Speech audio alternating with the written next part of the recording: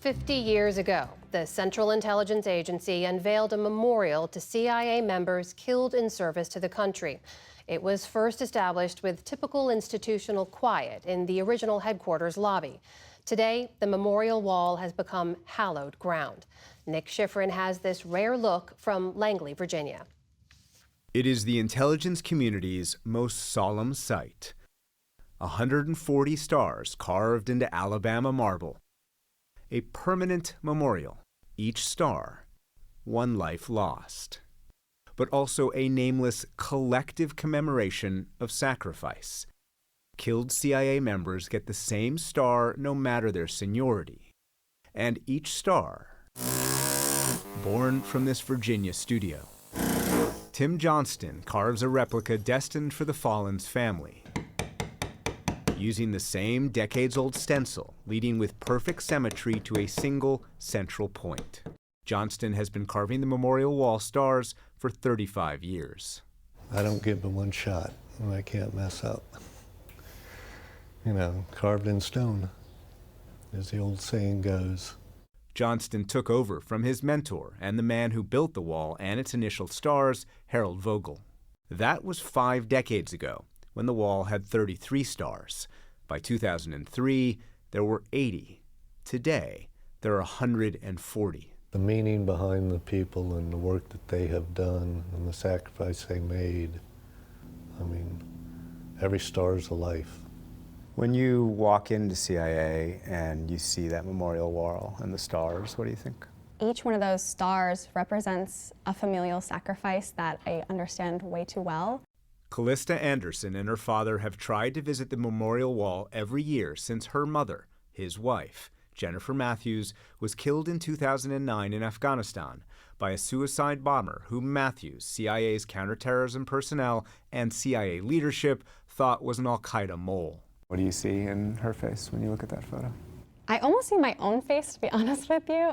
I just remember her as such a great mom. She was just such a, effervescent person and really bubbly, just really caring, and made a lot of effort to know us as kids and know our personalities and talk with us. Matthews worked for CIA's Alex Station, responsible for tracking al-Qaeda and hunting Osama bin Laden. At CIA, she knew al-Qaeda as well as anyone. One of her coworkers even told me one time, I think she forgot more about al-Qaeda than I ever knew about it. So it's sometimes really nice to hear, and then sometimes I'm almost in awe of my own mom. That knowledge came later. Anderson and her younger brothers didn't even know where their mom worked. When Matthews died, her daughter was 12. I never got to pick out a prom dress with her. I'll never pick out a wedding dress with her. So things like that can be really difficult. But I'm extremely grateful for the grief because, as people say, it's an echo of lost love. So for me, I'll have the grief for the rest of my life. I don't think it'll ever go away, but I'm really grateful that I'm able to feel that because I felt so much love. Anderson has avoided dramatic depictions of her mother, including the film Zero Dark 30. As well as a CIA after-action report acknowledging lapses across the agency that contributed to the death of Matthews and 6 other CIA officers. I understand from an institutional point of view that question is very important, but from the point of view of myself, my mom was already gone. I miss my mom. That's not a organizational figure to me. That's not a worker or, a job position. She's a real person and a real family member who I no longer have in my life. For my colleagues here at the agency, for me personally, the wall is not an abstraction. Each of those stars has a profound human story behind them. Bill Burns is the director of the Central Intelligence Agency. He looks at these stars and feels collective and personal loss. One of them is a very good friend of mine, Matthew Gannon, with whom I served 4 decades ago, my first post as a young career diplomat. He was killed in the terrorist bombing of Pan Am 103 over Lockerbie, Scotland, on his way home from a temporary assignment in Beirut to his wife and 2 young daughters for Christmas. It reminds me that this is an intensely human profession. We are a human intelligence service. When CIA created the wall 50 years ago, the agency was under siege, accused of co-opting student groups and NGOs, training domestic police forces, and abuses in Vietnam. And in 1973, President Nixon fired Director Richard Helms for refusing to assist in the Watergate cover-up. His replacement, James Schlesinger, forced 7% of the agency to retire and was described as Nixon's revenge. Was the wall in some ways a rehabilitation? For all of those problems and mistakes and flaws that you just described, which were very real, there was also a legacy of courage and dedication and patriotism too. And so I think in that sense it was a part of that renewal, I think, at the agency, but also to remember the sacrifice that marks this agency and does to this day. What do you see in your father when you look at these photos? Well, this first one, his dad really, when he still had some hair. So Tim Welch lost his father 49 years ago. Richard Welch, assassinated at 46 years old when he was the CIA's chief of station in Athens. This is May of 1975. He's pinning my second lieutenant Marine Corps bars on me. This is for merit. This is the Intelligence Medal of Merit. Extremely proud of my father. Smartest guy in the room. Great sense of humor, great empathy. Hero worship in the sense that, yeah, you know, I saw this guy sort of getting on planes and going all over the world and being promoted, got to a very high rank. At the time, Dick Welch was CIA's highest-ranking officer killed while on duty. He received full military honors.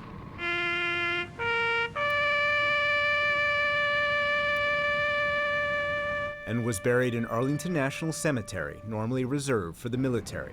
His funeral was attended by President Ford, National Security Advisor Brent Scowcroft, and Secretary of State Henry Kissinger. Welch admits his father prioritized his career over his family, but even decades later, grief is like a permanent hole that sometimes opens up. The last time I saw him, I drove him to JFK, to the TWA terminal, and we had a goodbye beer at the TWA terminal. And that was, I can still remember seeing him go down, you know, the Aero Sarin and TWA with those bright red carpets they had, you know, and so forth. I can still remember him going down to the plane there. Is it hard still to talk about this sometimes? Of course.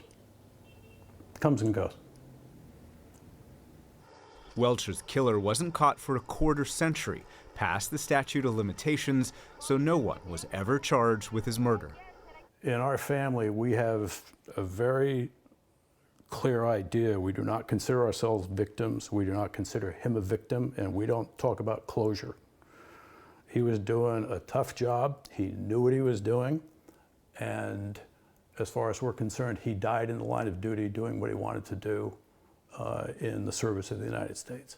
At the time, CIA kept a book of the fallen, some names still secret. This photo of the original book has never before been public. Its final name, Richard Welch. Today, that book lives inside the case that holds a new book, which is double in size. And every year, CIA holds an annual memorial ceremony for the families.